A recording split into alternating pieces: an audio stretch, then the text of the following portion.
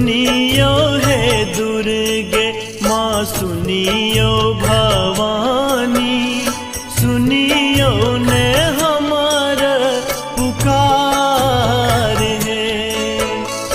घुरी घर हम नहीं जायब जननी, खोलियो ने अपन के बार है।